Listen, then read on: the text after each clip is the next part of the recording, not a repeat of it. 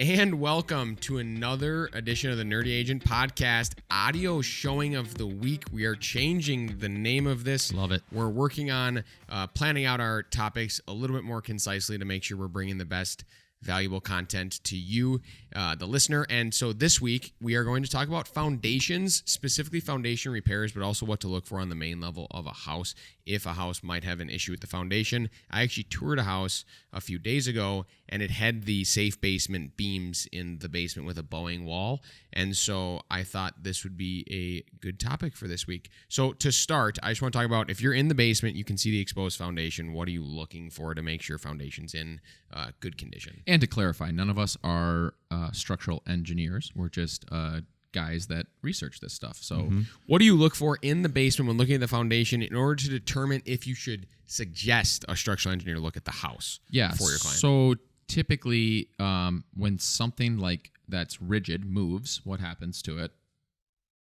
It cracks. Yeah, or it cracks. splits. Yep. Wood, concrete, a concrete driveway, right? If there's a crack in it, that would suggest that it moved, right? Because it's rigid, so it's not supposed to move, and when it does, it will give way. Foundations are no different. So whether you're looking at a block foundation or a poured foundation, or a stone foundation or a brick foundation, we have lots of, before the 1930s, we have lots of different styles, but the most common ones that we do see here, from 1945 on would be a block foundation most of the time. New construction now, they do a lot of poured foundations. But on a block foundation specifically, it's pretty easy to see if it's moved, right? And that's my point, is like if there's a crack in it, that means it has moved. Now, through talking with our go-to structural engineer, Craig, we've determined that a horizontal crack is kind of your first sign of danger, because that would suggest that the wall has moved forward, like bowed, whereas like a vertical crack may have just suggested that the backfilling put too much pressure on that wall when they did that. So I've actually had him come out to a house, and we were worried because it was a walkout backyard, full foundation, so it wasn't stick frame back there, and you could see outside. And it was on the back of the house? Back of the house. Jeez. And it was a vertical crack, and it was an investment property for my clients. And so I said, we should have Craig just look at this if we get under contract. So he comes out and he looks at it and he goes, yeah, that's not a problem at all. And I was like, we can see outside. He's like, yeah, I just caulk it and whatever. It's not a big deal. Probably happened a super long time ago when the house settled. It vertically just cracked right there. And he goes, but this one over here, one that we weren't even really looking at, looks like they've been repairing it over time and it's horizontal, which is suggesting that this wall is moving in. He put a level on it and could show that it wasn't perfectly square. He's like, that one I would probably keep an eye on. So there's different things to look for. And I think, Luke, to your point, not to hog all the time on the podcast, but the biggest thing when I start to see if the block has moved, shifted, horizontal, if there's a stair step crack, whatever, and it seems like the floors are unlevel upstairs. So like you put a marble on. That was the floor. next thing I was going to talk about. Yeah, finish so I was this with the basement foundations first. Okay, so yeah, I'm just looking at these cracks. To your point, Luke, sometimes safe basements might be a different local company in your area. Minnesota Water Systems does the same thing.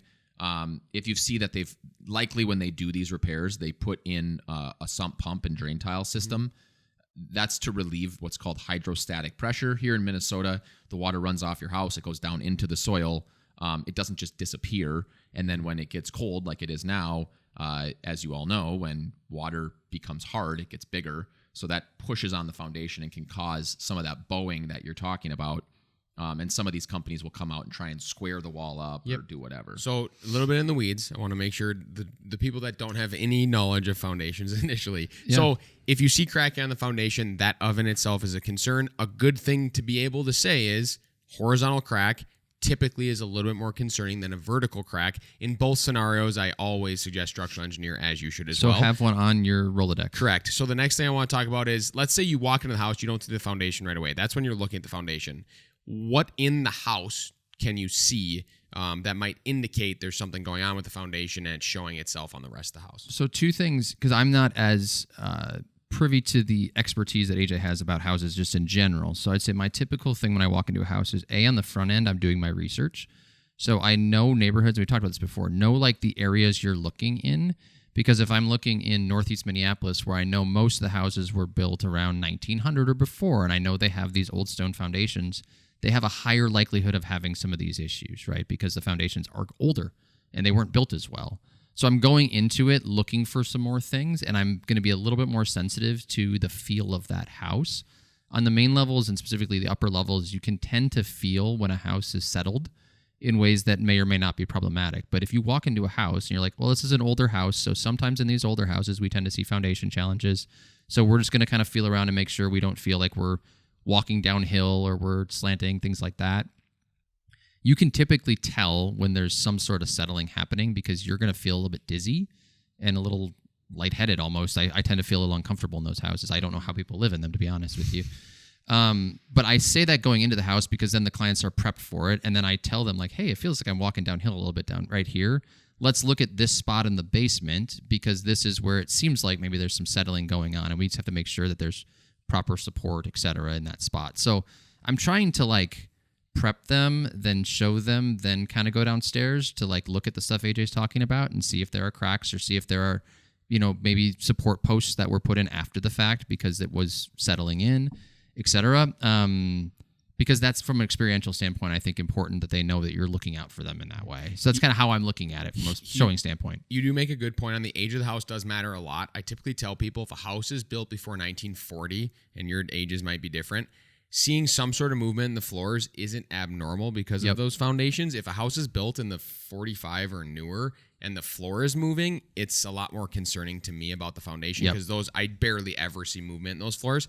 The last thing I want to talk about was there's other things in the house you can see, right? So like at this house that had this foundation repair, we walked in and I already knew they had the foundation repair because they had listed it. But I started looking around going, sheetrock is cracking there everywhere. Yep. The foundation repair is on this side wall, but the sheetrock above these windows is clearly moving, and that the opening for the door is slanted 3 inches, right? And that's the main thing Craig will do. He'll walk into a house, and before he even goes in the basement, he starts opening and closing all of the doors because those doors, likely, if they haven't been replaced, have been there since the house was built. Mm-hmm. And if they're catching on every single door, you know that the framing has been moving because of what's going on in the basement. So it's an important point to make. Sometimes the windows just won't open. Yep. Because it's out of square.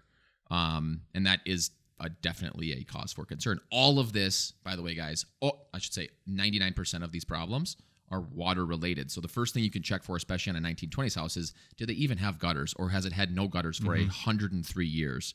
And the water is just pouring down next to the foundation, freezing, pushing, getting underneath the floor of the basement, screwing with the footings that are in the middle of the house. Because to Josh's point, you might get upstairs and you can sense that there's a spot that the floor just dips down in the middle. Mm-hmm. Well, that suggests that footing has gotten eroded away or it wasn't properly built in the first place. And now you've got that slanty situation. Is there anything else that you're looking for at a house outside of looking at foundation, outside of looking floors, sheetrock, doors, windows that we would look at if we had Not some really. concerns? I mean, you'll see some cracking on the ceiling sheetrock as well from time to time. One thing to note is there's a lot of situations where cracking on the ceiling sheetrock is not as concerning. Notably, if there's a vaulted ceiling, it almost always cracks in the middle. So just keep that in mind. It's called truss lift because as that framing starts to move, it pushes together and it can cause those cracks to happen. I see that on 5-year-old houses all of the time, so it's pretty normal. But again, call a structural engineer if you have any concerns. It's the easiest way to cover your butt and to cover your buyer's butt by saying, let's just pay $350, have a guy who's went to school for this, has been doing this for a very long time, give us a qualified opinion. He might tell you it's good, it's bad, or it might be somewhat gray, but he's going to tell you if it's gray, hey, here's 3 things you can do to make sure this doesn't get any worse. Any agents out there that have concerns on how their clients will feel if they say that they don't know enough and need to talk to a structural engineer for potential issues, all you need to be able to do is point out if you see cracks, if you see doors not closing correctly, see windows not opening correctly, anything that looks of concern. And every time I've looked at my clients and said, in this scenario, I'd highly suggest a structural engineer because they went to school for that and they're really good at it and they know more than me.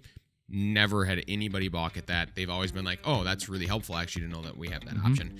So that's all we have this week for the Nerdy Agent Podcast, first ever audio showing. Bye-bye.